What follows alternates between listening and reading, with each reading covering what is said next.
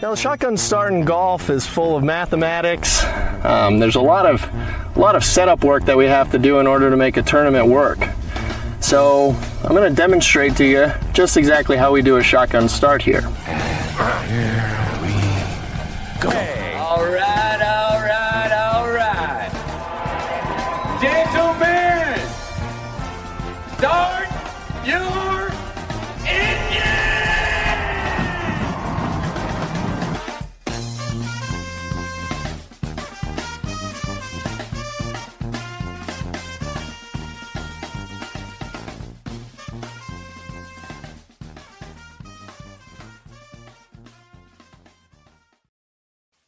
Greetings and welcome to a Monday edition of the Shotgun Start. It is March 16th. Andy, how we doing? Brendan, I'm doing all right. I gotta say, I'm just happy for the boys. You know, they got a lot of crap this week. They had a lot of things thrown at them. You know, being ridiculed online for being, you know, irresponsible at a Airbnb house, but they persevered, and their guy Cameron Young got it done. They persevered. Is this a we situation? What pronouns are we choosing here? Were they hitting the shots, draining the putts? I love that. I did get a report from the ground that PJ was using the pronoun we at one point on like 16 or 15 as he was following Cam Young. I don't like where we're at, all these things. Yeah, Cam Young gets it done, gets across the line, beats Matt Fitzpatrick in the end, mano a mano, an internecine warfare between the New York Golf Club teammates. And the last pairing just kind of irrelevant. It was kind of odd to have them come through. Very relevant for about the first 3 hours and then sort of irrelevant for the last hour. It was a good, chaotic, in a way, final 90 minutes. But I would say that's part and parcel with the players that we've come to know. I thought it was a little slow up until that point. Slow weekend. Golf Channel, which is the rights partner of the event, called it a dud on Saturday. So, I mean, that's if they're coming out saying that it was a little flat. But it delivered in the end, and we got a proper champion for sure, a proper players championship. Cam Young, all those guys were at the end there. Those last 4 or 5 contenders. It was a great leaderboard, and we got a proper champion. Yeah, I mean, Cam Young, this is a guy that is, you know, big time events and, you know, particularly majors in his career. He's just been dynamite at. He's done everything but win. At the players, he hadn't played well, but I think, you know, with the rough up, it certainly put a little bit more emphasis on driving the golf ball. And I think that helped Cam Young. And I think when you look at it, I mean, it's a fascinating thing. Like, something I wanted to talk about with Ludvig is the idea, like, prolific winners, you know, like usually they're in and around the lead a lot and they win a lot, you know? And like, I think people have like these ideas of like the floodgates just open and then somebody who hasn't won a lot in their career wins a lot in their career. I think the thing that you could point to with Cam Young, now it's his second win in however many months since the Wyndham. It'd be 9 months, and he had the Ryder Cup in between. But the thing you could always point to with Cam is like he was like a bounce here, a bounce there, a putt dropping here, a putt dropping there from having 3 wins before he won the Wyndham. So it's a guy that has gotten around the lead, on the lead at every level, whether it's major championship or, you know, a regular PGA Tour event. And maybe now is when they start to drop. If you're watching live on YouTube, PJ is not with us at the moment because he's been invited by friends of the program into the clubhouse for the celebratory party with our new champion, players champion, Cameron Young. We just received a text message of him waiting in line or online, to use his New York terminology, to enter some grand ballroom to party with Cameron Young, some toast. But he will be joining us on this live show as we go on YouTube, and certainly will be in your pod feeds on Monday morning. I would say, he's always had the requisite skills, and you talked to, obviously, and talent, and that showed at Wake, that showed at winning ability on the KFT. Could have won what felt like 5-6 times on the KFT that one season, right? He got 2, I think it was, close to a Battlefield. You mentioned that he had that 22 major stretch where man, this guy is like the truth. He's going to be the real deal, where he was close at Southern Hills, quite close in the end at the old course at St. Andrews. Not, there was that last hole that made it even closer than it was, driving the green there at 18. And you're like, oh my God, this is going to be a linear thing where it's just going to be, he'll probably win next year. He did struggle, and a lot of that was putting. And LaMagna spoke to some people around him this week. He'll have some details of that at the end of this pod in the newsletter. That got corrected, but it was not a linear thing. He was pretty shaky, outside of I think the top 100 in the data golf rankings. That doesn't tell the full story, but it's a part of it. It's at least a bit of a sense of this guy is racking top 10s at majors, but he's that jump from 2022 majors didn't come right away. There was some wandering, and it feels like the guy has been in full since about, let's call it, June of last year. I mean, it's the story of what pro golfers generally come to the tour with, right, immense talent, immense skills. You watch Cameron Young hit a golf ball, and it is it's among the most aesthetically pleasing games to watch from tee to green as anyone in the game. I mean tee to green in terms of driver and irons.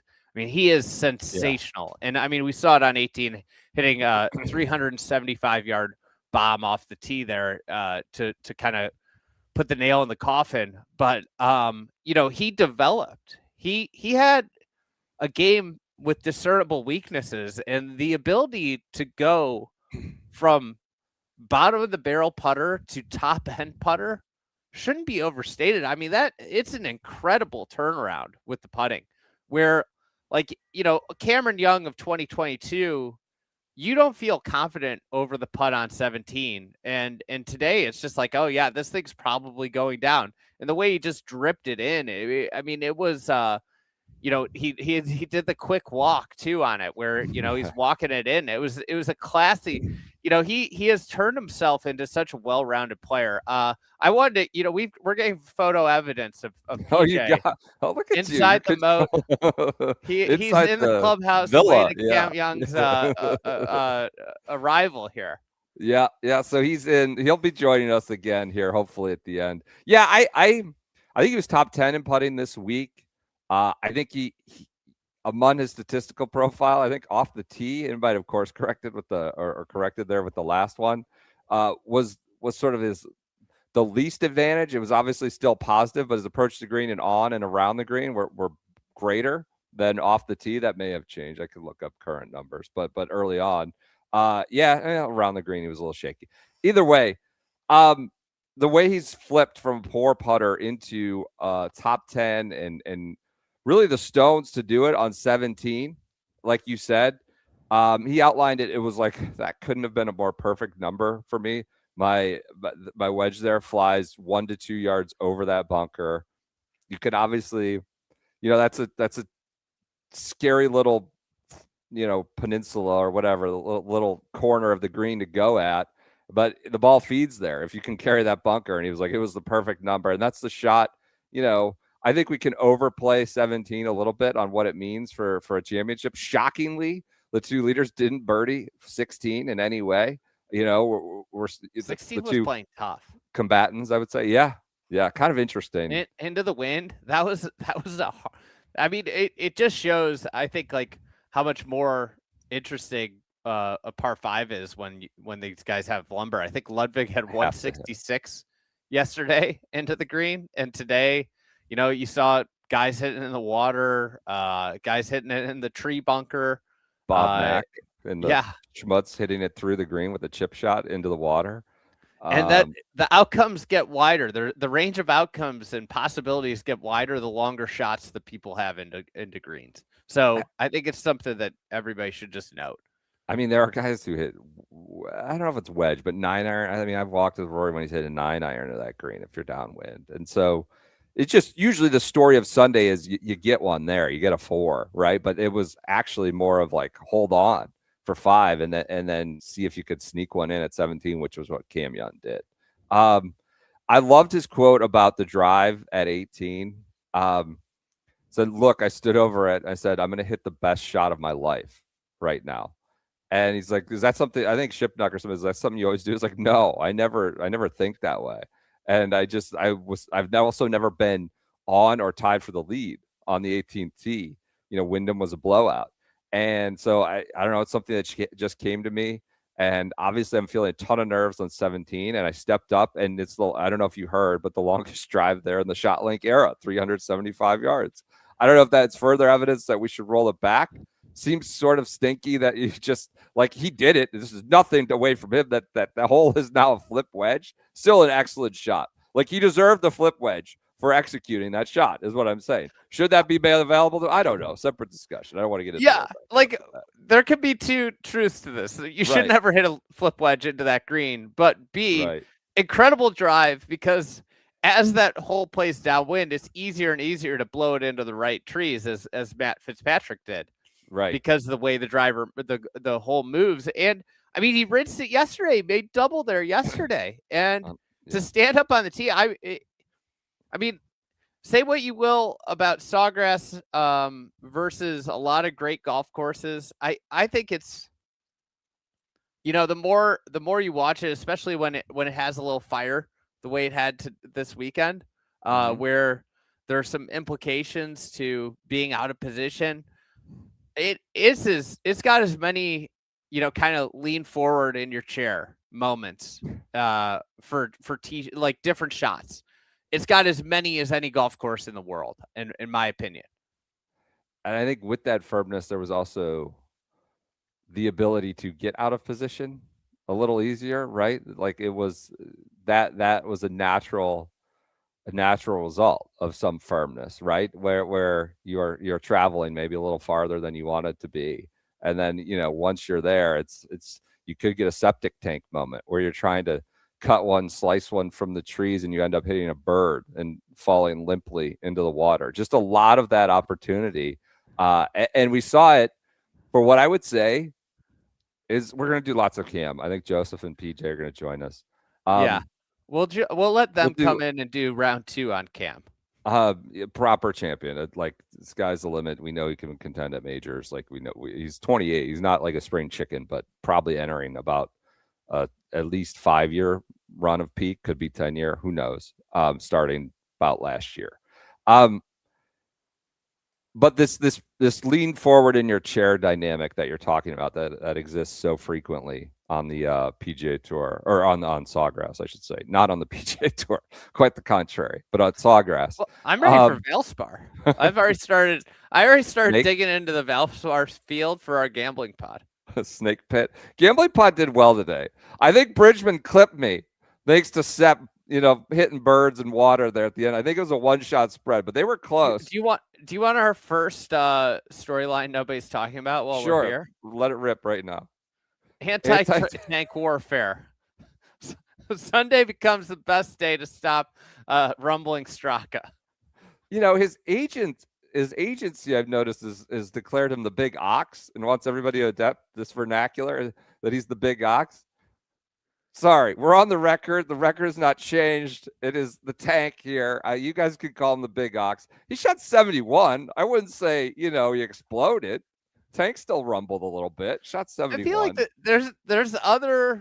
there's ways that we could have gotten to a Tank win today. Close. He was close. I think Bridgeman, your pick, clipped him by one. The Bridgeman was not building bridges this weekend.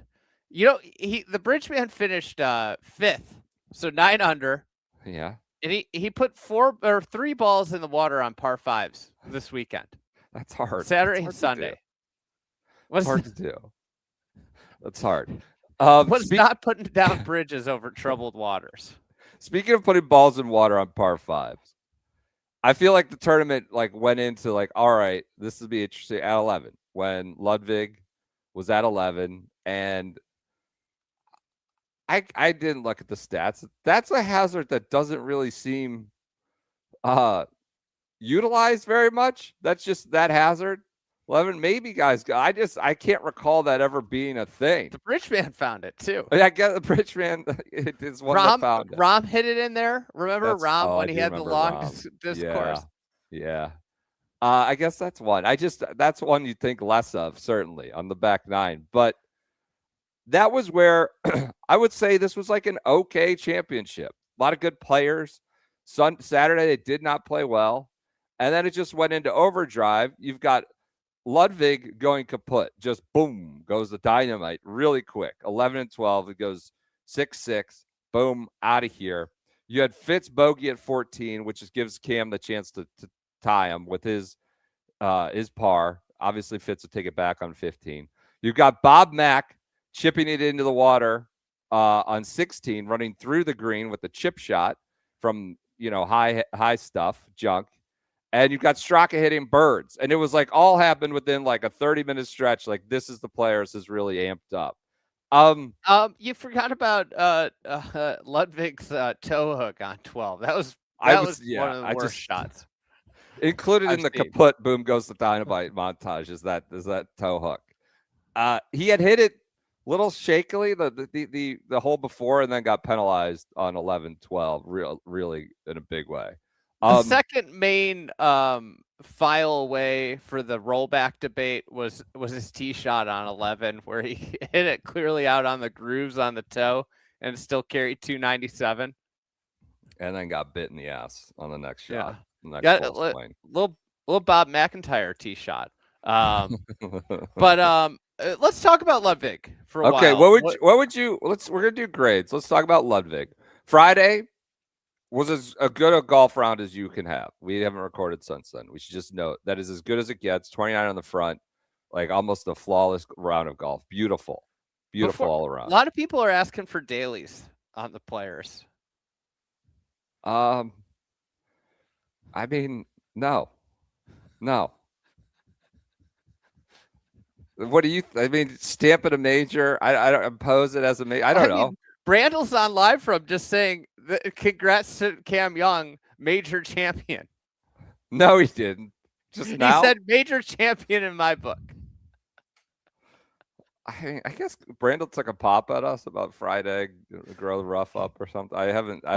He said all these people that talk about cutting down trees, which I just point out, me or anybody at Fried Egg has never advocated for cutting trees down at TPC Sawgrass. They like Brandel. We had a very cheery encounter with Brandel at 6:45 at a Starbucks on whatever that was, Wednesday or something. Good to see Brandel. So he plays. We're not doing dailies. It's not a major yet. But Brian Rowlett may get his wish. You know what? It's not a major. Why it's not? They had some Will Ferrell activation where you got 50 people dressed like clowns dancing around your 17th hole. That's fine. No judgment here. I'm not going to condemn. If you want to do these goofy Netflix show activations, fine, and dress like an idiot and do some promotional work, fine. But then in the same week, you can't tell us you're a major. Sorry, you lose that right. Go ahead, have one or have the other. So I'm not yet doing dailies podcast. It can't be a major. There's one road in and one road out, and it's a disaster. The Uber situation I heard was even worse. Joseph probably can illuminate to that. Yes. People saying this is the worst golf tournament I've ever come to.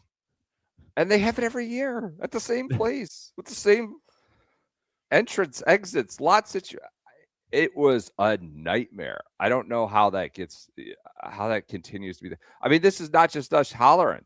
People said it took me an hour to go. My Uber driver on the way out to the airport said it took him an hour to go 0.3 miles and that the Uber stand was as catastrophic as he's ever seen it. So no, not doing daily podcasts. That's a long way of saying that.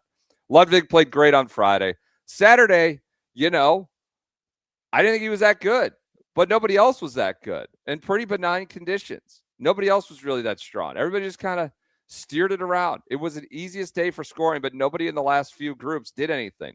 Ludvig, by way of that, got out of it with the unscathed. However, he 3-putts 18, has birdie chances at 16 and 17, misses those, and so he's kind of skating to the final round with a multi-shot lead.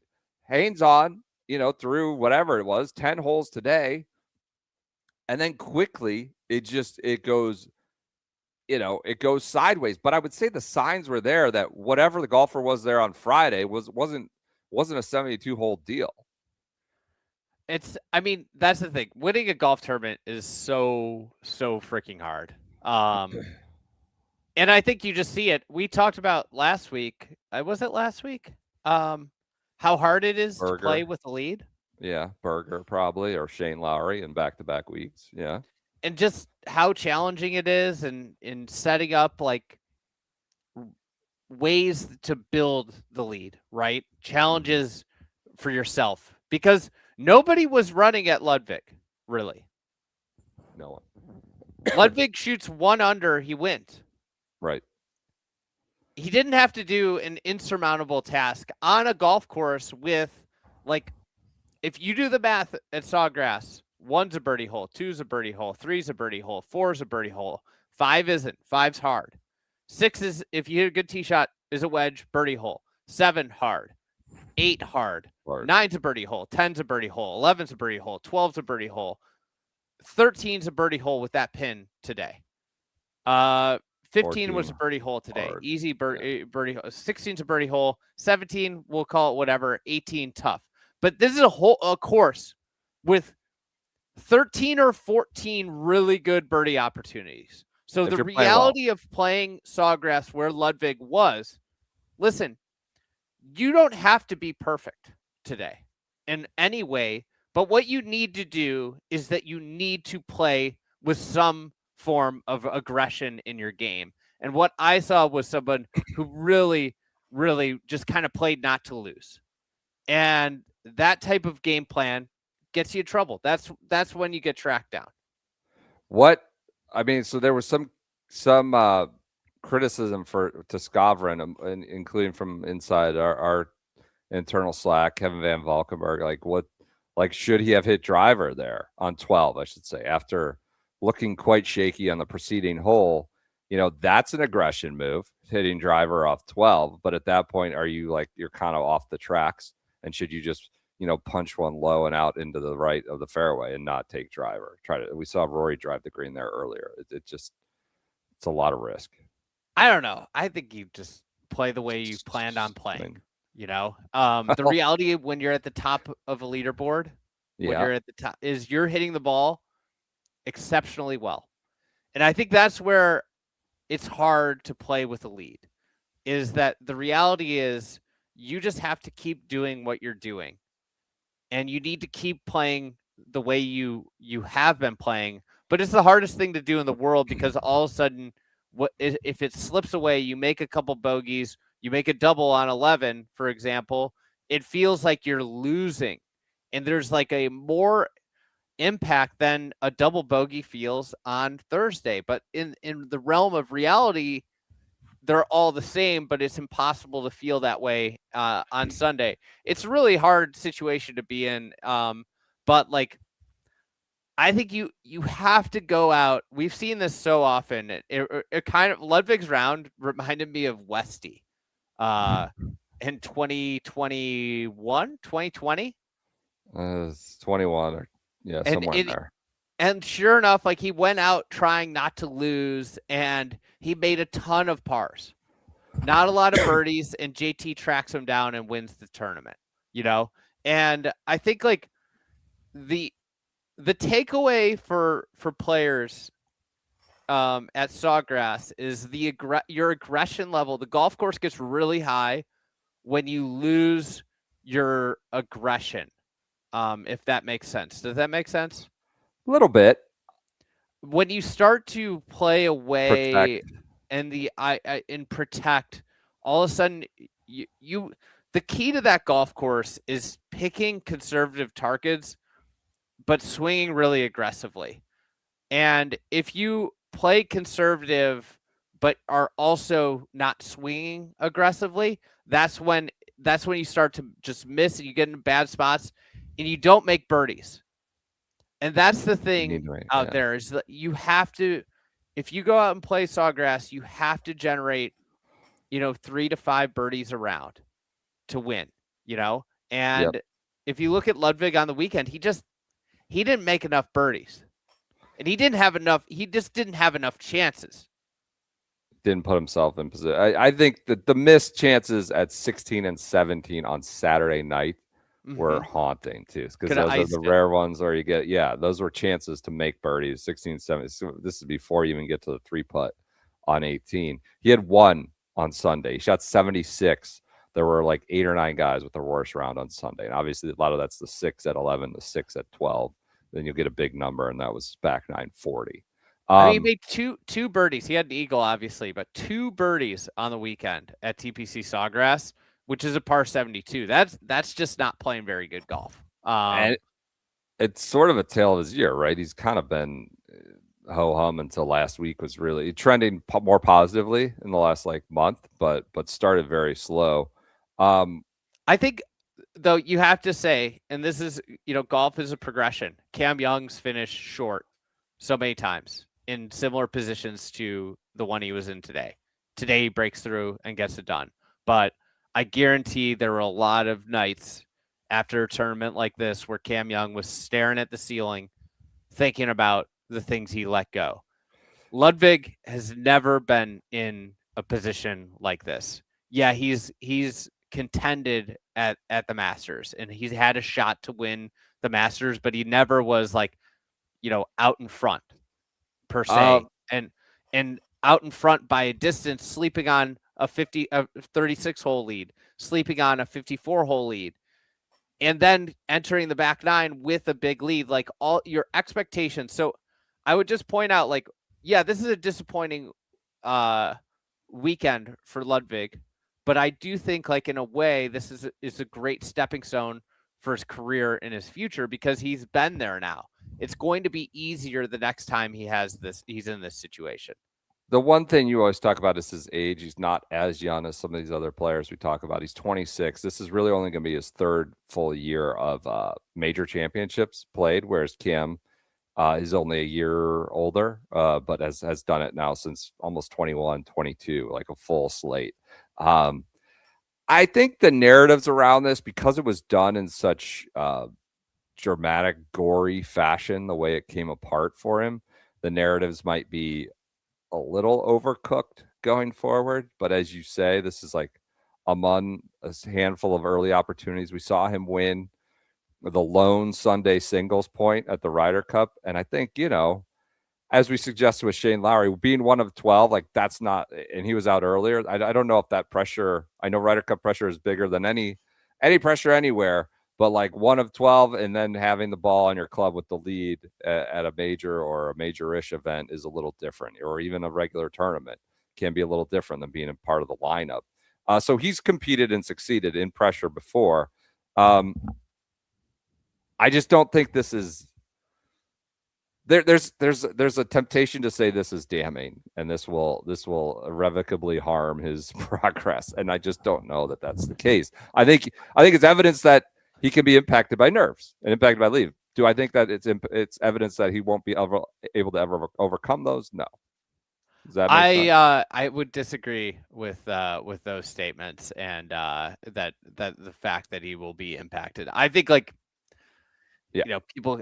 I think in the end we will probably look back and he will probably say, that weekend of the Players really helped me win X huge tournament, because I realized I didn't approach it this way, the right way, blah, blah, blah.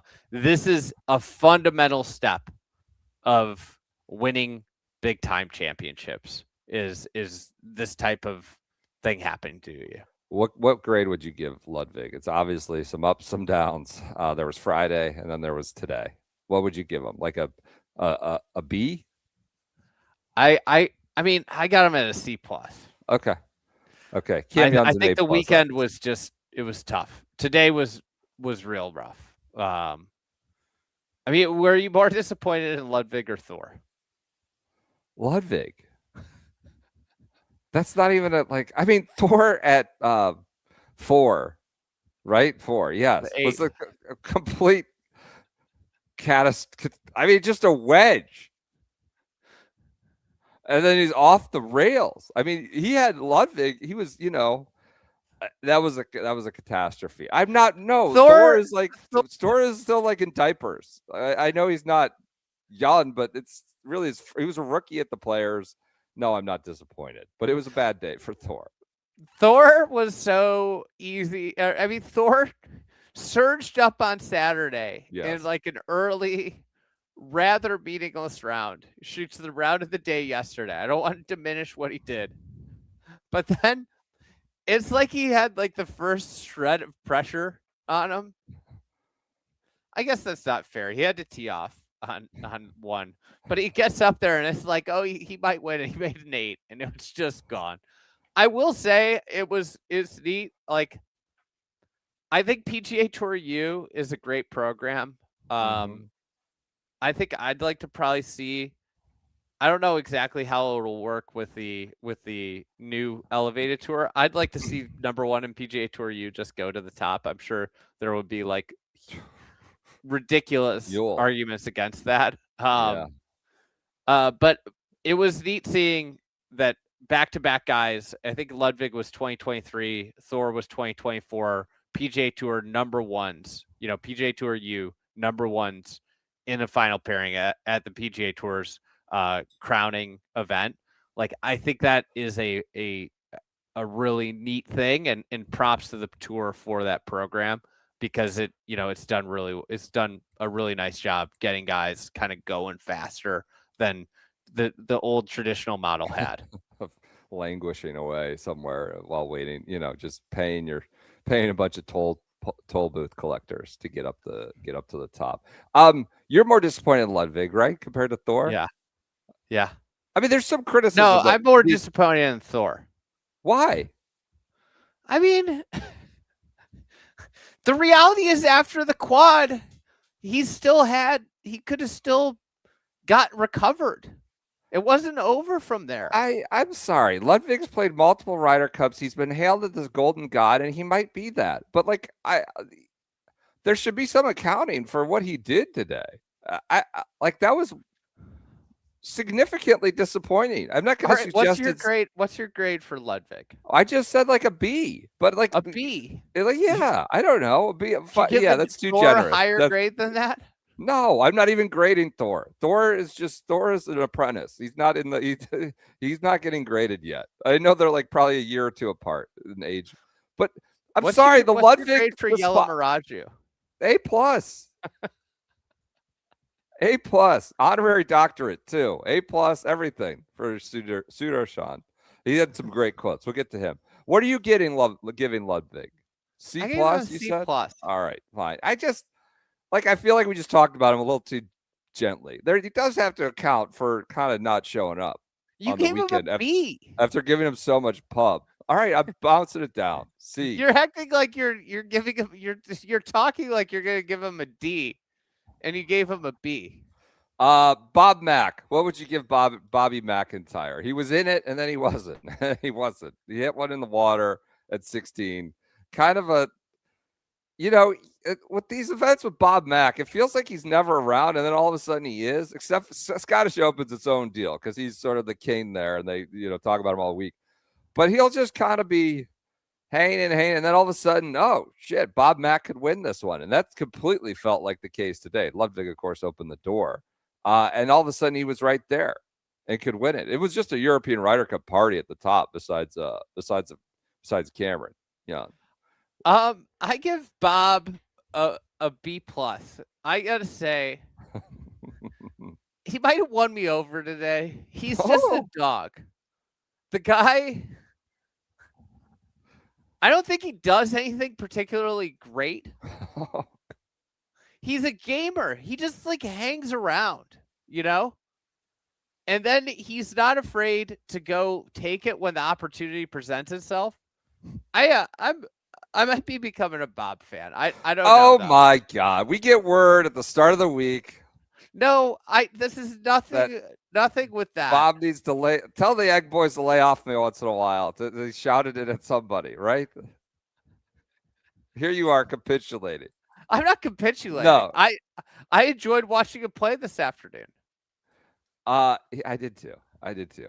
What did you texted us? He's a gamer. So just to be clear, this was off the record, right? Yeah. You texted like, God, he Bob just is a grinds gamer. it down.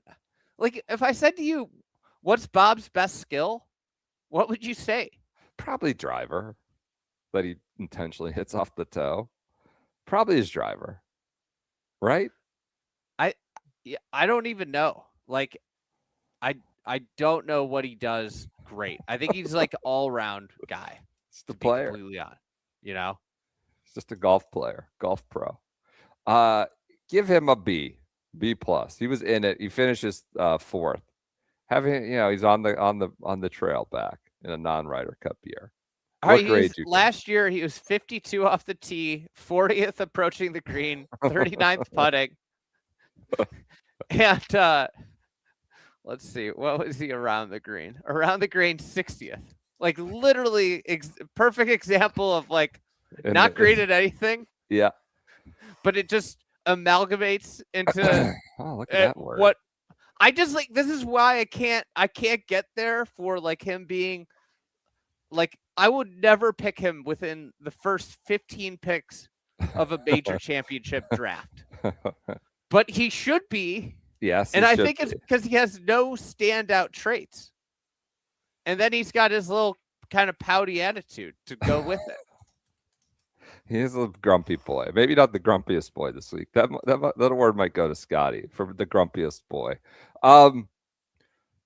That B plus, B for Bob Mack, a top 5 of the players. How about Matt Fitzpatrick, your runner up for the Players Championship? He was awesome. I don't think he necessarily should have been there the way he was playing. Well, like, that's he was the good, thing. but not great. But so much of these big tournaments, it feels silly. Like I keep seeing big tournaments. It's not a major. It's not one of the other tournaments. It's the weirdest thing about the players. But he had so many great saves, up and downs. Made so many putts that he had to make to win a golf tournament. Yeah, he's similar to Bob, just not in terms of fashion or form, but just a golf pro. That seems so simplistic and reductive, but a true player and grinder. And I don't know. I thought for sure he was going to win by about the 13th hole, or when Ludvig did his implosion. It felt like it was his to take, even with Cam Young, skill and talent. On 17T, do you think the Chicagoans were confused what was going on? What? Why? Because Fitzpatrick's a Chicago legend. Yes. Northwestern star. When they were chanting USA, do you think some Chicagoans were surprised? Anti-Chicago bias. Yeah. Why would these people be propping up? Fitzy's an honorary American. He was driving it like a stallion for most of the day. Fitzpatrick, except the last hole. Then he hits it in the pine straw. That was a good tee shot. I agree. I think that's the way the hole goes. It's such a hard tee shot. I mean, what Cam Young, that drive was so insanely good. I know modern equipment's made it easier, but he turned it over right to left, like threaded it into like a 10-yard window and hit it 375 yards. Drew it, but also, I mean, even with the draw, it's going so far. He ends up like almost on the edge of the fairway, right edge. It's insanely hard to turn over a modern driver. Also, right. Fitz had a good. You wish you'd get up and down, and make the par. So it sounds like the playoff might not have happened with the weather. How about PJ? His guy wins the Players, and he just no shows the pod. He might be playing tomorrow. PJ's just, I don't know. He's going up a level with this guy, Cam Young. He's like Darren Peterson on this pod the last couple of weeks. He's having a good. St. John's is winning. He's doing well. Fitz, I would give an A. Fitz had a great day. You just wish you could at least par the last to force a playoff. Xander, I'll tell you what. Saturday night, Xander played some of the worst golf you could ever see from a world-class pro. Just slapping it around from rough, from tee shots, approach shots, putting, chip. It was just bad all the way around. I thought at one point I made a joke because he was playing slow too, that like the marshal wasn't going to let him take a selfie on the 17th green because he was just a rec player coming through Sawgrass just for the pictures. He was so bad. And yet you talk about like piling up at birdies. Like he did that in waves both on Friday. I watched him with Rory quite a bit on Friday because he was on the lead. I was like, I'm going to follow Xander. I mean, he was making putts from range, chip it. Like these were not all like by the book birdies, but he loaded up on birdies both Friday and then today and sandwiched it Saturday with honestly like a guy that just didn't look like he was a professional golfer, like could not get through it, could not get through the round. So I'm going to give him, I honestly, I watched him Saturday. I was scarred by it. I was like, I can't believe this was like 1A guy in the world, like 18 months ago. I'm going to give him like a B, I guess, for the week because it's a top 5 finish and signs of life sandwiched in there. But I'll give him a B based off the birdies. Where are you with Xander? You seemed irritated about his pace. I'll give him an A- for the golf aspect of it. He did not have much expectations coming in. It's great to see Xander Schauffele playing well at a big time event. We haven't, last year was just kind of a disaster year, and I think this sets the tone for a good 2026. That being said, I think we have a new pace car in pro golf. It's been a while. Jonathan Bradley is no longer really active. Not relevant. And the sport needs a pace car. And I'm glad that Xander has taken the reins, raised his hand. This guy is so slow. It's just so awful to watch.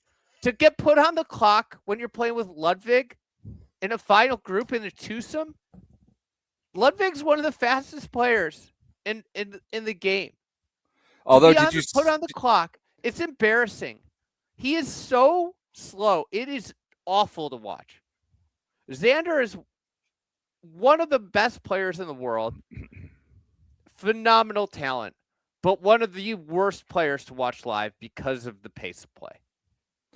Seems like a good guy, a personality, but he waggles, he thinks, he sets up. It's tedious. It's very tedious. Although playing with Ludvig, I will say, did you see the fake news the PGA Tour tried to post today of a clock of Ludvig at address? Once he addresses the ball, he takes only 4 seconds. As people noted, like whatever the frames FPS or something was screwed up, it was like 10 seconds. But the clock, if you just count in your head, it's like 1, 2. The clock on the screen, they overlay some clock on the image. Like that's not 4 seconds. Is this PGA Tour time 4 seconds? Like what is this? It's at least 10 seconds. No, he's fast, but it was fake clocking. It was fake timing that they tried to promote on the PGA Tour channels. Xander would not come in at 4 or 10 seconds, fake or real. He'd come in at, what seems like 50, 45. It really is. He's the new pace car. You're coronating him the new pace car going new forward. Pace Was car. it just a rough week? He was dealing with felt like some, he's muscle slow. stuff. Okay, he's slow. Still, Him and Pat like to vacation together, drink wine together, and play slow golf together. Maybe Pat's worn off on him. I mean, I would imagine.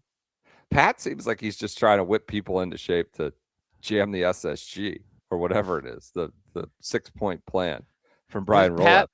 He knows how to whip people, or attempt to come to his side of the aisle. Frank Underwood. What was that show called? Oh yeah. The Netflix deal with Kevin Spacey, who's I think been canceled 10 times over, canceled to the moon, I believe. Well, I don't know. I don't even remember what that show was. It seems like Cantlay's doing that. He probably has Xander on his side, certainly with the slow approach. You know what's a good place to have a slow approach? Where's that? Your health. I would agree with that. I think. I mean, I guess if you're struggling, you don't want a slow approach. If you're like That's right. wounded, grievously wounded. You know who can help you go fast or slow? Optum. That's right. Is that right? Optum is making the healthcare system simpler, smarter, and more connected. I heard they had a commercial or two this week. Optum's capabilities include patient care, pharmacy services, health intelligence, and AI. It's a proud partner of the Players Championship. Rory is an Optum Health ambassador, as you may have seen on the broadcast in one of those commercials that popped up. Thanks to Optum for their support of our Players coverage, which has PJ somehow toasting Cam Young and in the clubhouse right now, and us down there all week getting on the ground nuggets. Thanks to Optum for their support of our coverage. Check them out. All right. It gives me real optimism for Xander maybe fixing his pace of play problem. Does it?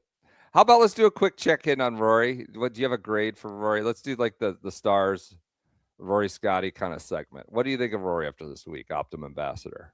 Rory. I mean, I think this was kind of a disaster. I think guys love to defend. And especially with him and Scotty having chances to become the first players to win 3 times at TPC Sawgrass.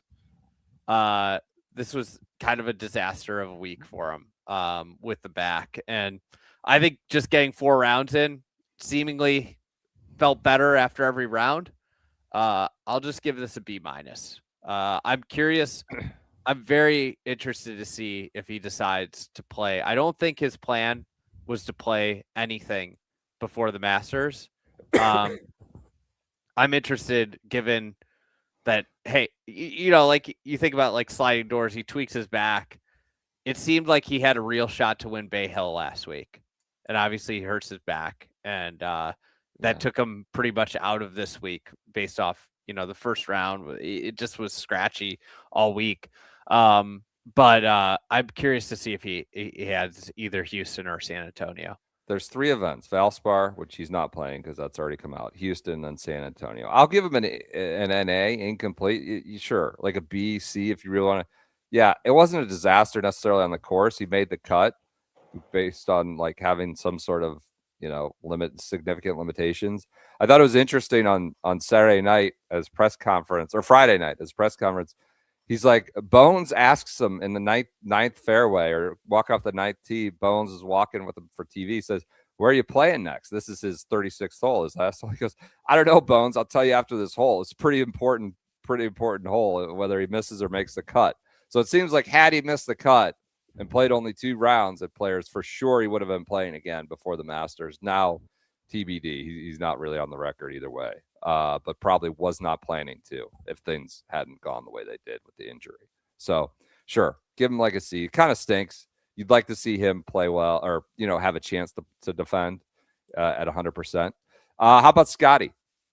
Where are you gonna rate Scotty after this week? I mean, it's hard to do this. The guy is such a machine. I'm giving him a C though. Something's not right now in Scotty land. There's a lot of talk about the driver. He went back to the old driver. He had a really poor driving day on Friday, I think it was. Saturday, he starts making some birdies again. He's clearly a little grumpy. I would say, reportedly, or unsubstantiated, the tour is talking about like being a little grumpy, being a little snippy just with people. I think like it's hard for Scotty to be number 1 player in the world and all that comes with it, right? And when you're playing well, it's a lot easier. And then when there's something a little off, it becomes exponential, that irritation and pain in the ass. And I watched him and I know this is like cry me of river, like a billion kids just scream his name, Scotty, like for autographs nonstop. Media, he has to do media. I guess he's agitated with doing so much media. And someone made the point, like, when have you ever read like a negative, like Scotty story, other than like he didn't drive it well? What's his driver going to be? You know, like there's no one writing something about Scotty of like, you know, that's highly critical or questioning. But I think like he's a guy that's simple life, simple, you know, simple pursuit of excellence. And when you're number one, there's a lot of outside bullshit you got to deal with. Even if he doesn't indulge the brand activations and the ads and all that stuff, it's media. It's, you know, just people pecking at your time. And when you're not playing well, becomes extra, doubly irritating. And I think we're seeing that a little bit with him. It manifests, you know, sometimes with snippy answers. It manifests sometimes on the golf course, right? Chucking balls in the water and just being, you know, extra incredulous about the putt not dropping. So there is a little something going on right now. Does that mean he's going to struggle at the Masters? Not necessarily. Something's happening though. We're seeing some of the weight, maybe some of the weight of being number one. It's a reason that not a lot of guys get up there and stay up there for a long time. It's a super hard sport, and it can be small little things that cause minute changes in your golf swing that lead to you just not being quite where you are, and that pursuit of trying to figure that out can, you know, lead you down a path that can unravel something else. And I'm not super worried about it. I think it's just kind of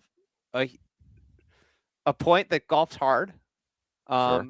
He's a human being, and little tiny fractional changes in golf can lead to you going from undisputably head and shoulders better than everybody to you being still better than everybody, but not as dominant. And I mean, I'm assuming he'll play Texas. He'll play the Houston event. Yeah, Houston. Yep. Which he's played really well in, but not ideal for the form heading into the Masters. I do feel like Scotty's kind of like a form guy, right? Where it's either clicked in and it's like, oh man, like this guy cannot be beat. Or we saw last spring when he was coming off the hand issue where he just wasn't the same. And then once it clicked in, he just can't be beat. So, you know, in terms of the Masters, between Rory's back and, you know, he hasn't won, you know, and, you know, between that and Scotty and then Xander, you know, kind of being MIA, Masters feels wide open, you know? Yeah. This last 10 days has really changed, I'd say, the dynamic. Now, may switch again. Real quick grade for Justin Thomas. I think I'd give him an A+ or an A. You know, just right off the back issue. Looked terrible last week. And then, like, obviously has a great affinity for this course, can kind of feel his groove and start to work the ball and shape shots in a way that he loves. And it has a ton of comfort based on prior success, but I think even just current setup to his game. Again, kind of a mess off the tee, was not good off the tee, which is just where he's been for a while, pre-injury, post now. But an A+ for JT to post the way he did. Absolute A+. I think after Bay Hill, he couldn't have been on any gambling pods cards. No model had him. Maybe Joseph's had him figured out, but no model. Joseph's model added him like Friday night. Like he just model a dynamic model that adds people after they've already popped. All right, let's bring in the boys. We're gonna keep going on the grades. We'll real quick. Well, we only have PJ. The other boy's not in. Oh, I thought Lamagna could say he could come in 5 minutes. All right, let's knock out Sawgrass setup and NBC and Players Champ fans. Setup. What do you make of the setup? Thick boy rough this week, which seemed to be a constant theme, both watching and listening to players, media. Thick boy rough, a little bit of wind, kind of Thursday morning, got some again tonight, but mild in between. Firmness mostly stayed, right? I would say it stayed pretty firm. The greens were fast, and you got a championship that was sort of droll in the middle, and popped at the end, and identified a lot of great leaders, leaderboard players. Where would you put the setup? I think the setup was really good. I'd probably give the setup like an A-. The firmness, we haven't seen this from the players in a long time. The weather pretty much working out outside of that little bit of rain was great. Holding off on Sunday was awesome. The wind, particularly on Thursday night, seemed to dry the golf course right back out. I think the rough's an interesting topic. Like Brandel, for example, goes on Friday night or on Friday night talking about how we can thank this thick rough for this great leaderboard. And, I don't, it's hard to like draw direct parallels, but I won't, I'm not going to disagree with that. But then he goes on the next night and says that was the most juiceless Saturday I've seen at a Players. And I have to think like there's no thought of tying that maybe to the rough. And I think the reality is like championship golf is a war of attrition. And TPC Sawgrass, I think what people love about TPC Sawgrass is the flair for dramatics. And I think when you have thick rough, and I think this week what I saw more than I usually see at TPC Sawgrass is guys just playing to the fronts of greens, like just hacking it out to the front of the green and trying to get up and down. I saw so much of that. And I think what usually happens most players' years is that you hit it off the fairway, and if you're in the rough, you have a flyer lie, but like what it's doing is asking you to try and hit something great. And I think a lot of the thick lies in the rough were just asking you to hack it out to the front of the green. And I think that's the difference in the dynamic of the tournament. I'm not saying one was better than the other. I'll take the leaderboard but that unfolded the way more of like a US Open unfolds. And it's important to remember Sawgrass is a par 72, not a par 70 like US Open courses. So like if you said, oh, the scoring is way better than a US Open, well, take 8 shots off the winning total, which Cam was at what, 13? 13, yeah. So it goes to 7, and that's basically the winning score of the US Open every year for the last 10 years, roughly. It goes to 5 if you take 8 off 13. Yeah, 8 off. Yeah, good math. If you're doing 8, suit. No. But somewhere somewhere in the 5 to 7 range, I would guess. Yes, US Open's like 4 to 10 now a days. Yes. I mean that's what it was. That's what it was, and you could easily turn 2 of the par 5s on that golf course into par 4s, like the second hole and 16. They're par 4s. So, anyways, I would just point out that it definitely changed the dynamic of the tournament. I think the tournament golf course is good with either dynamic. It's just you're going to get less swings and from birdies and eagles when you have thicker rough, and I think you saw that manifest over the weekend where it was really a war of attrition, especially today. I mean, it was just like who could hang on and not make bogeys, and there are birdies to be had. There's always going to be birdies to be had at this golf course and the way it's set up, but it is it is super penal when you hit it off the fairway this week. And I didn't love it. I didn't love the rough. I didn't love the continued imagery you talked about of just like popping it out, whether it be 4 or 16 or throughout the course.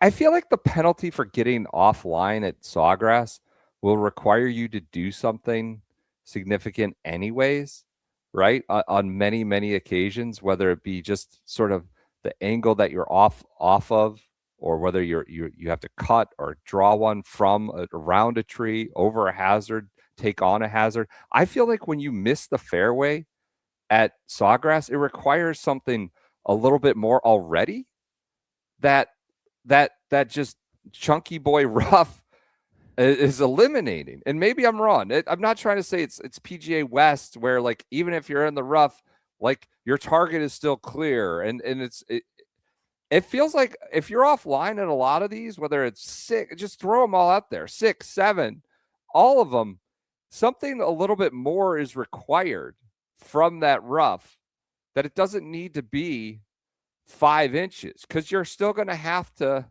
curve one or punch one or do something, take on send one over a hazard and bring it back, or have to flirt with a hazard on the other side as you recover from the playing away from the hazard. I feel like missing the fairway here requires a little bit more of a fun, different shot or creativity that making it high rough isn't really necessary. But I could be wrong. I think the high rough though would be probably we wouldn't be saying this if the greens were really soft, and that's like the tricky thing. If it rains, then it just becomes hit it anywhere, and you're fine. I think the answer is probably somewhere in between this year and years past. Somewhere in that continuum is the right answer. I don't think this year for me personally was perfect. I'm not going to condemn it though. I don't think it was egregiously bad. You gave it like a A or something, A-, right? I'll give it an A. Like there's a lot more media coverage of course setup these days that it just feels like everybody's going to have an issue with something. I just didn't love all the rough stuff. Go ahead. I'm going to bring the boys in. Please do. NBC, hey, PJ. Mr. 1000 shirt for Joseph. There you Andy, go. He's home. Brendan, it's Victory Monday. You're loud. You're very loud. Oh no. Well, maybe it's just me. I'm trying to whisper. I'm trying to whisper because I'm in a recording booth in the back of TPC Sawgrass Media Center here, so I'm not trying to overdo myself.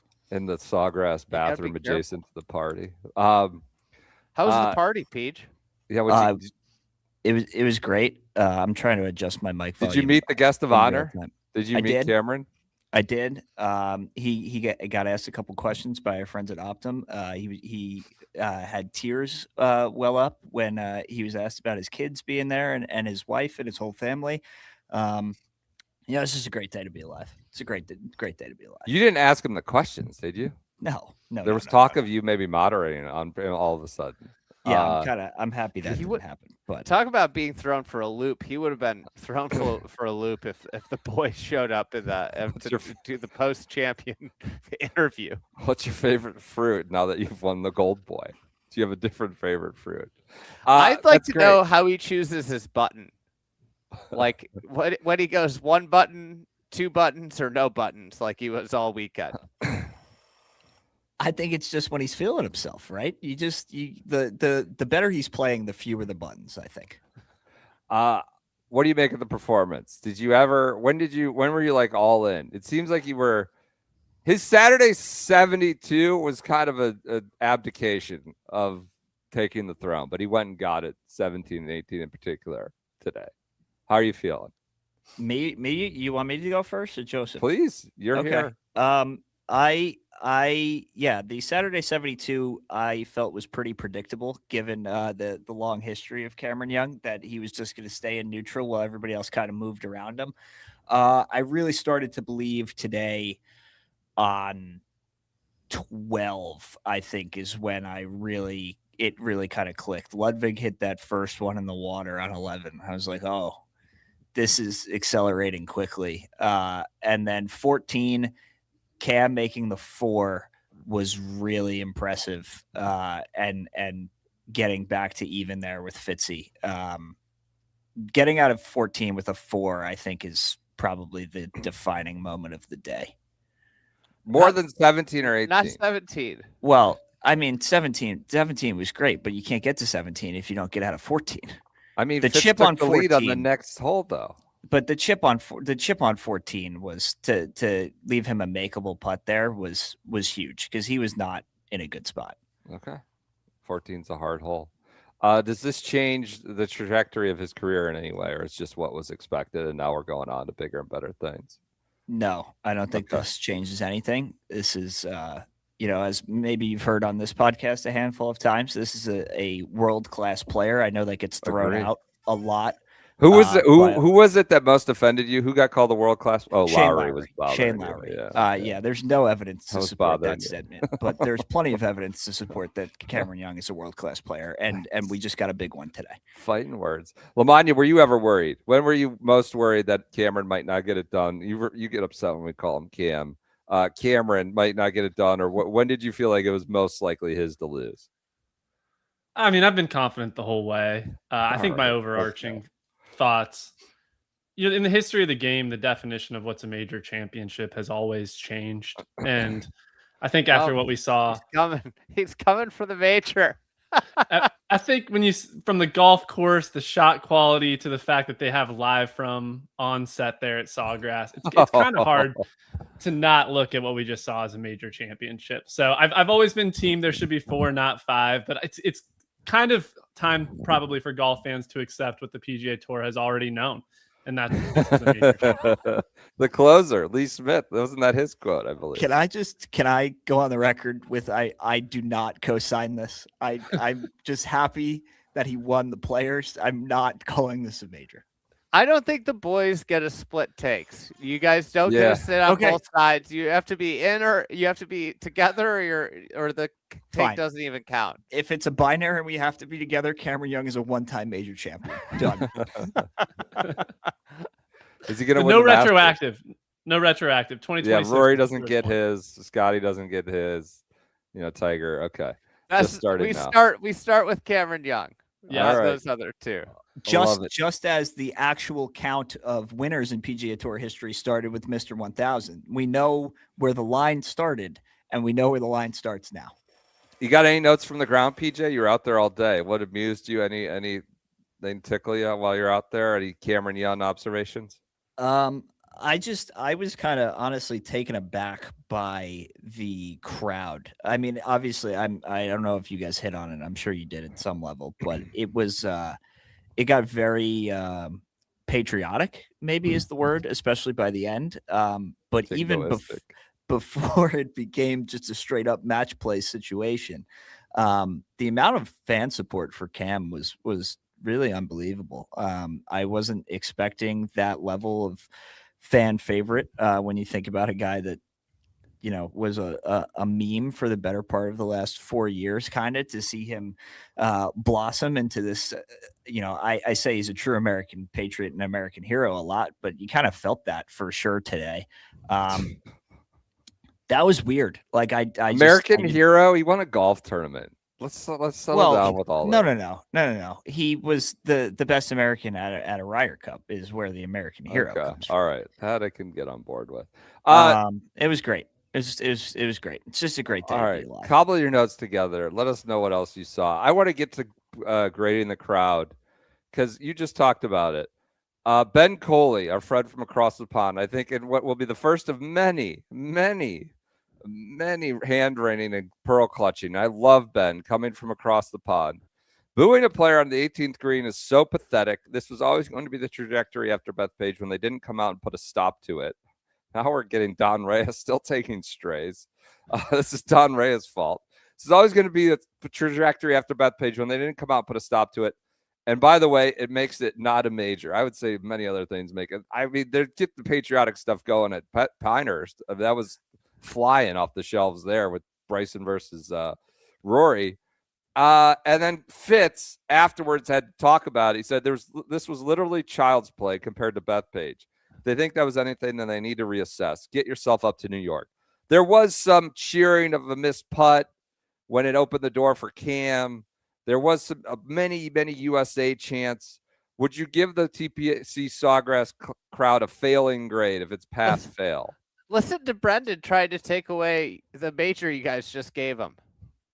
I'm just that was Ben Coley talking about the crowd. It's not a major. Look at Brendan. Brendan's just. I actually made a comp that the majors do have an element of jingoism, and we saw at Pinehurst.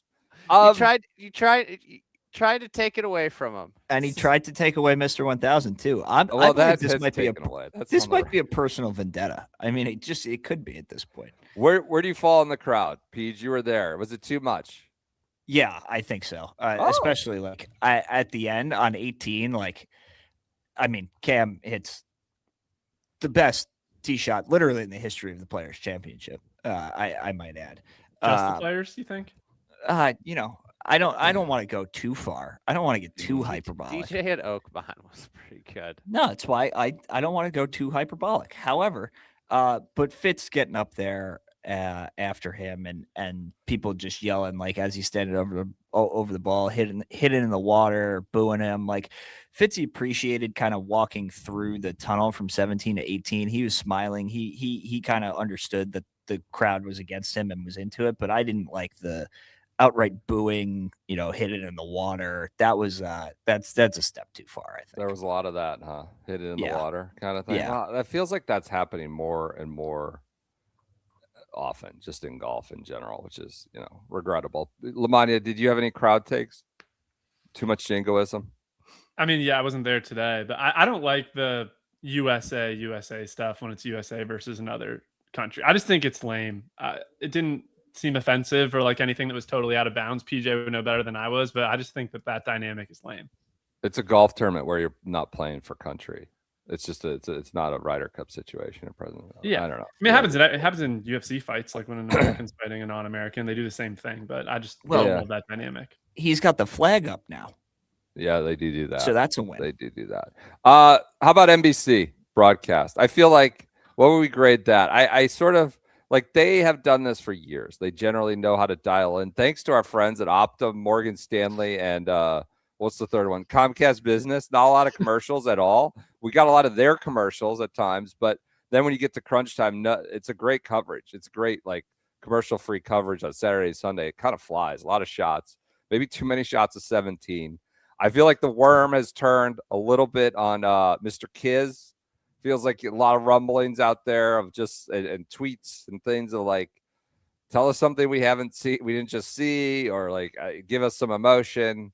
Feels like the worm's turned a little bit on him, but that's just the game you play when you're the broadcaster. You get under the microscope like that. I do think they fall in love too much with 17, but that's what we've seen for a decade now, where they're just 17 becomes its own sort of plot line within the full-on show of the broadcast. I know you made a joke on Saturday, Lamagna, that said, is Lee Hodges' family producing this broadcast? Which it was funny. They had him on 15, Hodges, for reasons that were unclear, teeing off on 15 when Xander was hitting. It was okay. I thought it was fine. I don't think I do think the commentary could be stepped up a little bit. But with no commercials and you get the drama, I thought the drones, I thought it was fine.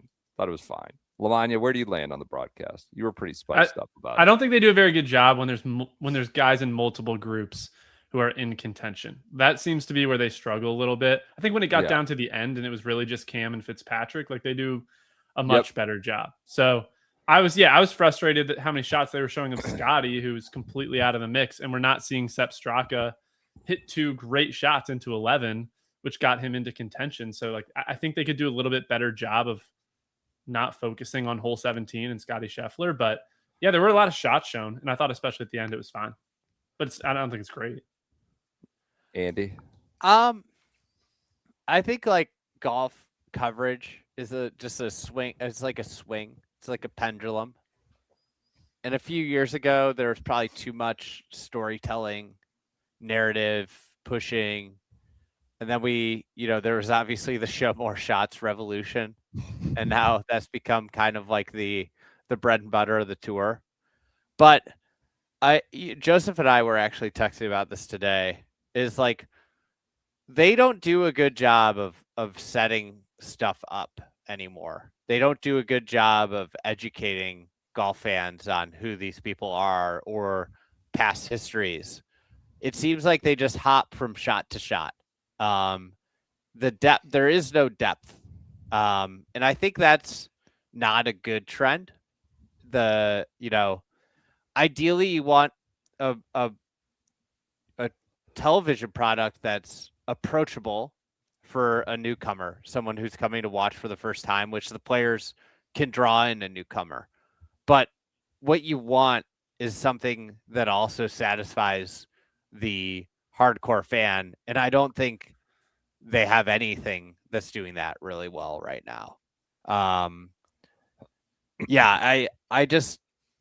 The coverage was great because like there was no commercials. At one point, my daughter got really frustrated. I was like, I'll go do that in the next commercial break. Right.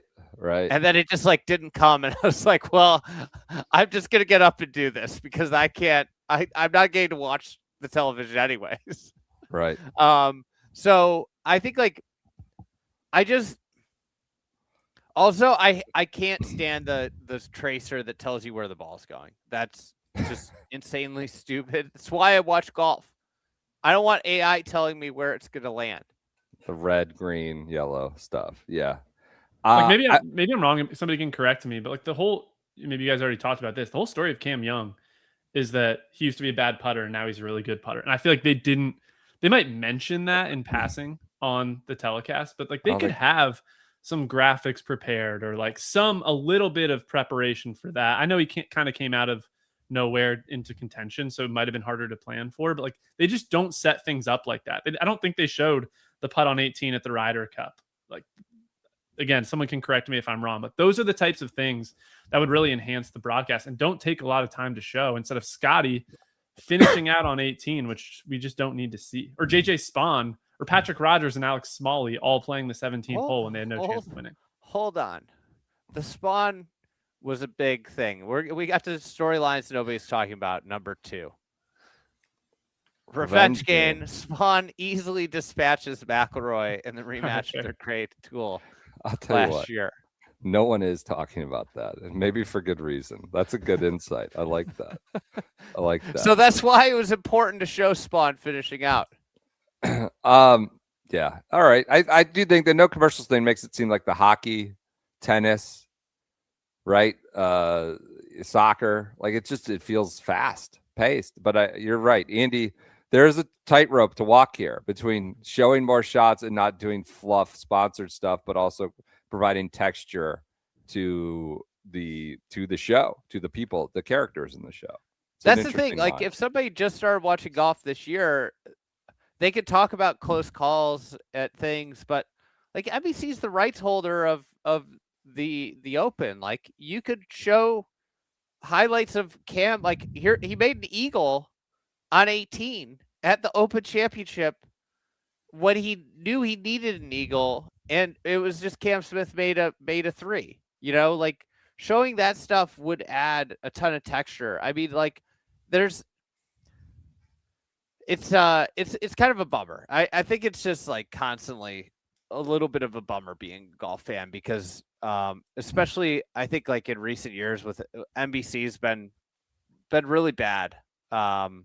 And like today was not egregious. I'm not standing here being egregious. I just want more. And I don't think it's wrong to ask for more. And they should be asking themselves, like, the thing that's scary to me and illuminating to me is that they get defensive about critique of their broadcast when really the right attitude is like, yeah, we should be trying to get better every telecast. Like what feedback do you have? They're the type that will go confront you and be like, I heard you were talking shit. I think, yeah. And it's just, they're yeah. Not to roll a grenade into that. I think they have a real question to confront with Kisner going into the majors that they have. Now they have 2 more weeks on the Texas, or 3, I guess. He's just got to get a little bit better. And I know it's a really hard job and he's new at it. And I'm not sort of judging him, ruling him out, stamping it final, but it seems like people are kind of give us a little bit more. What do you like? Yeah, not an easy shot. Hit it in the rough. We saw it go in the rough. You know what he needs to do? He needs to treat it like a job and do the homework. Yeah. That feels like not a consensus, but a majority opinion that seems to be forming. What else? Let's empty some quick notes. I'll just add quick notes. Koepka, things are happening. Top 10 strokes gained approach. I don't know where he finished on the leaderboard. Top 20-ish, I think he finished. T13. Just something to monitor. Poor putting at week again. But as we go to the majors, Koepka, things happening. Good week for him. It's getting late early on the mules versus Brooks, I fear. I'll pull the numbers for Wednesday, but I mean a T13 at the Players, that's a lot of money. Yep. Is Brooks the favorite at the Valspar? That was my next question. I didn't know if you guys hit that already. Brooks winning the Valspar feels pretty decent right now. Yeah, he's gonna have some chances. God, unless he starts play, I guess he could play his way into Sigs. Thor, we already hit on, talked about him. Keegan quotes. I think I've had enough Keegan Ryder Cup stuff. Here are things I've had too much of. Keegan talking about the Ryder Cup. Scotty in the rain. We got it. I know, but the way that got extrapolated out to like some Kobe mythology, and Barry Sanders was tweeting about it. Cool scenery for sure. Scotty in the rain. 17 cameras, too much. Homa and Spieth, like good players, good weeks, but like we almost go shot by shot on them. That's not necessarily their fault. It's the coverage of them. Go ahead. Spieth on Friday. I thought he won the U.S. Open the way people were acting. I was like, hey, I don't want to remind anybody there's 2 rounds left. What did he finish? He finished 34 or something like that. He was like first off today. He had a horrible Saturday. Was out early. Kind of backdoor to T32. T32. Backdoor. Here we are talking about him. It's more the coverage that I can't, like, what? He needs to finish runner-up or win before we keep doing this. I'm not saying he's just a guy. I guess I am saying like you're he's walking just a down guy. the plank. Maybe I am. I just can't get like over you're it. Why are almost we there, treating this guy like and like Max Homa too, who is much more like relevant recently and won a lot and in a lot of commercials and all that, like in playing well. I like it's not about them, it's about the coverage of those guys. Seems like overcooked right now. I don't Honorable know. mention, Joel Damon also gets that kind of treatment. Well, they're interesting people and they're good quotes and that. But I there's just a lot of good stories, and most of them were in the top 10. A lot of good players this week. Well, the Keegan quotes. The Keegan quotes. What about our guy Yeller Miraju? Do you want our last storyline that nobody's talking about? What's the storyline nobody's talking about? Skip it. Yeller Miraju skips the rookie combine. I think he had a little bit more energy because he didn't have to go through the hard questioning that Joseph and PJ put these guys through. And sure enough, he has enough in the tank for a Sunday charge. Finishes T5. He was awesome. Is he reprimanded for doing that or fined for skipping the combine? Was he sick? He's got the money to pay it now. And did he get the cufflinks from Jay? Yeah, maybe that's an important question. Maybe you don't get the cufflinks. Doesn't seem like a cufflinks kind of guy. Is anyone a cufflinks kind of person that much anymore? World number 216. He's on his way, obviously after this week towards the top 100. Go ahead. Joseph, you're pressing an interview with him. It's nice when that lines up. You could even claim it was because of you if you wanted to be a real influencer.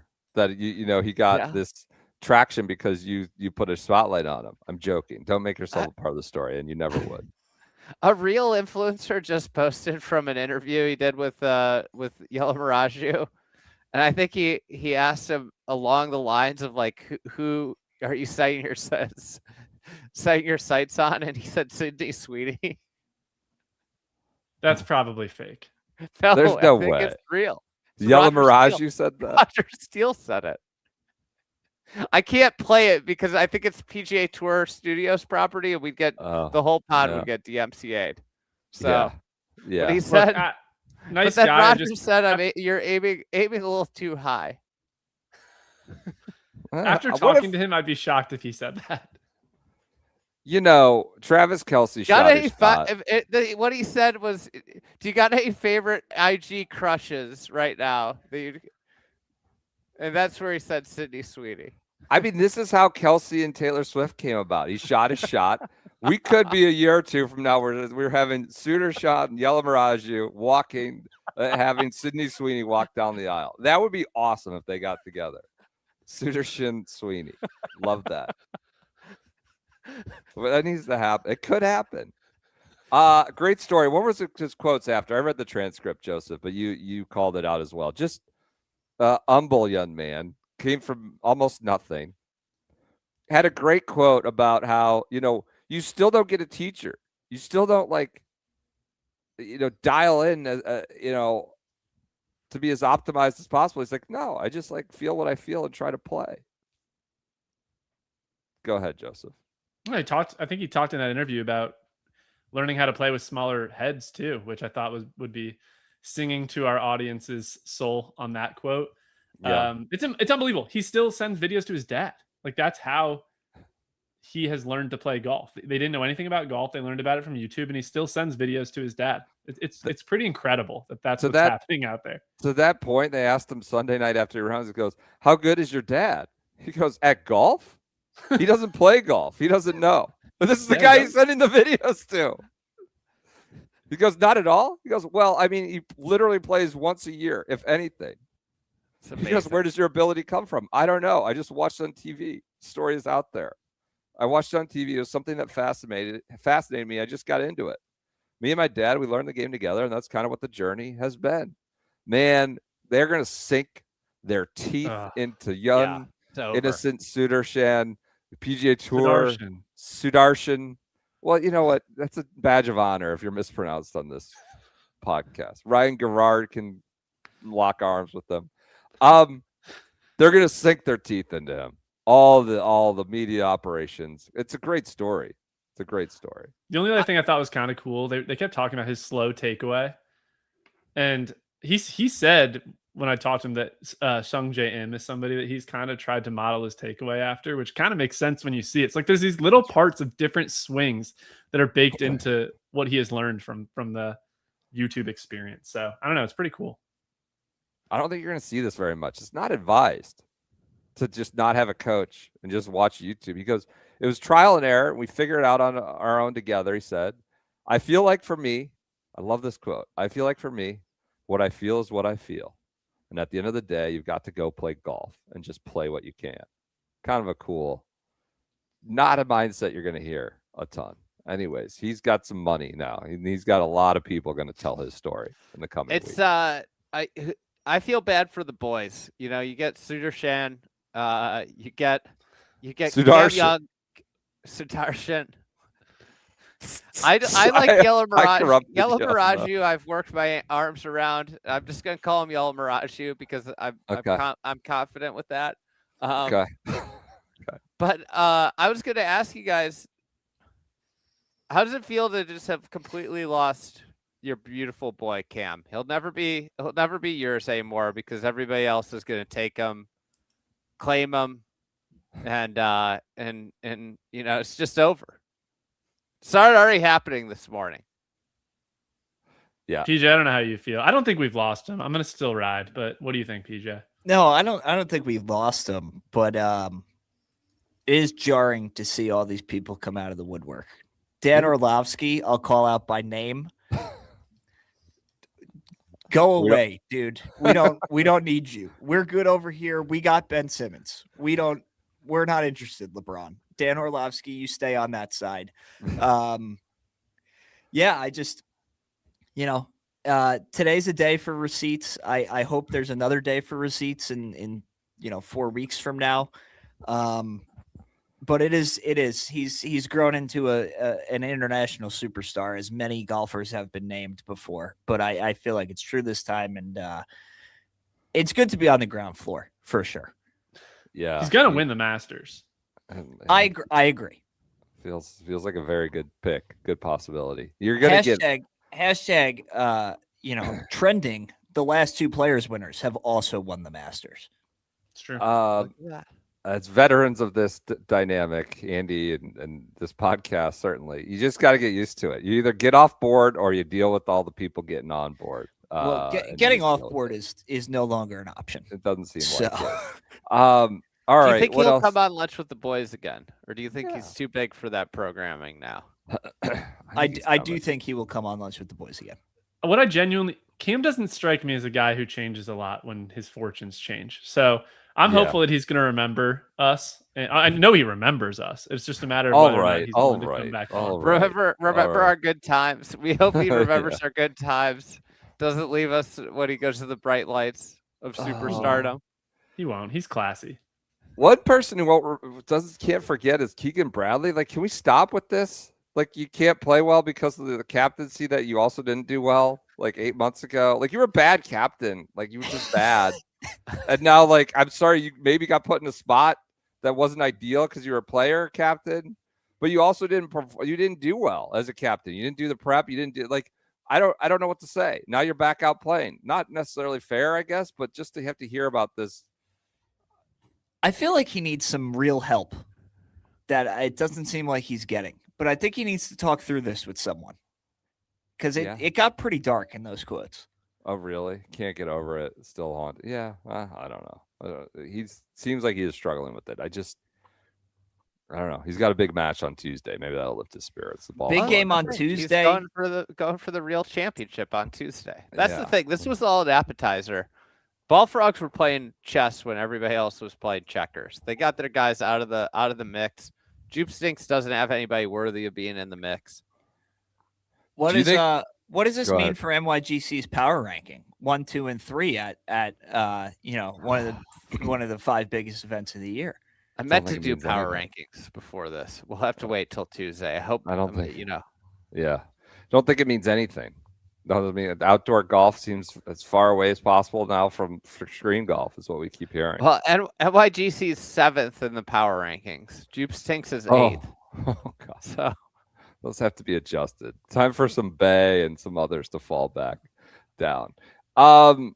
Other notes? You guys anything else? I don't want Liv Bots to be mad. We've neglected to talk about Liv Singapore. I gotta go. By the way, Bryson beat Richard T. Lee. Go ahead. My family has left Westy? me. They've left me. Westy did his usual on the weekend. So first appearance. I think I've seen this Westy act 40 times in my life. So I don't think I need to say it. Charges into contention and then puts it in neutral on the week on Sunday. Andy, go enjoy your Sunday night. We're going to clean up notes. Do you have any other parting thoughts? Anything you're leaving on the cutting room floor? I feel like not. This pod's gone too long. No. All right. I'm excited to see where the Cam Young train takes us. That's what I'm excited about. It's like we were talking about him a lot at Augusta. All right. Enjoy your Sunday Farewell. night. I'll see you in Valhalla. We have the watch, brother. We do have to watch. Didn't Westy say that was going to be the biggest win of his career? That was the only thing. He did. I can confirm that was a quote. That was his quote. Just because he was coming off injuries, whatever he is, 52. So this is the biggest success story of my career. He didn't lose. He did lose. Bryson beats Dick T. Lee, the qualifier, came up via the promotions event, and wins.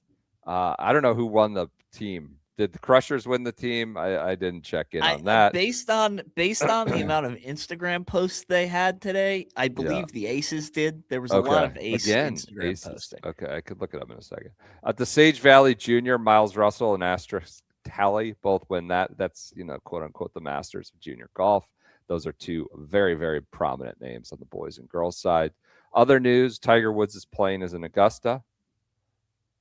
Who knows who could say what that means? Maybe he's going to play. That's all I have for news. Let's unload the notebook from the weekend. Joseph, how bad was the traffic situation? It wasn't good. I mean, you guys were off doing your special dinners and such, and I was out grinding on the grounds on Friday. We were shaking hands. taking an Uber home, and the Uber lot was a total nightmare.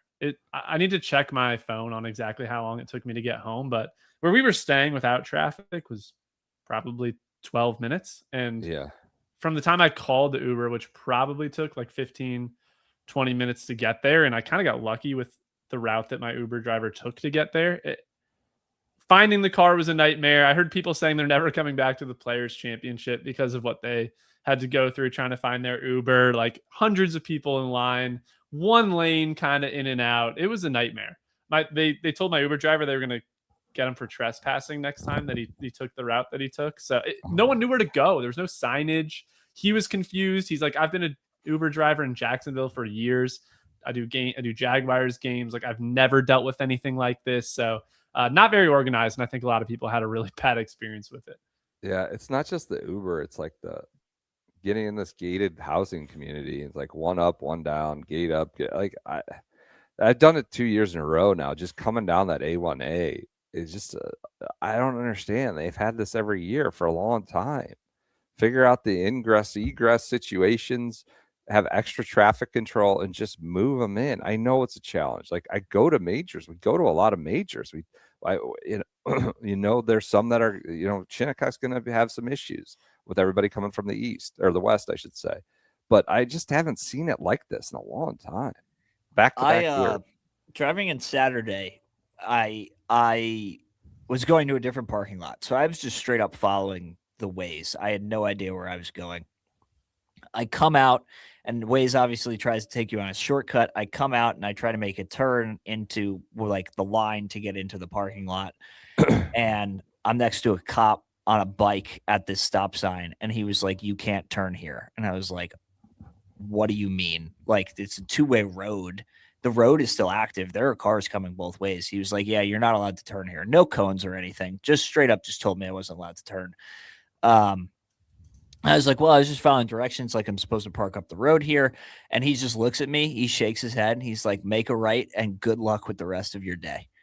I was like, "Oh, okay. That's the direction we're taking things here." Although PJ, after being up front and center, watch you drive a couple times. It takes two to tango. I don't know that I want you turning left when you're not supposed to. In my defense, I was told to gun it by the premier driver of this podcast that is no longer here. Oh yeah, okay. I don't know if that's a defense. I think to go back to your previous question, the only time this week I thought I might not see Cameron Young win on Sunday was when PJ was behind the wheel. That fair. Hand up. I've never claimed to be a driver. A lot of hazing for the boys. Yeah. This week. But you got your win in the end. Other notes? It was well worth it. Lamani, do you have any other notes? Or go ahead, Peach.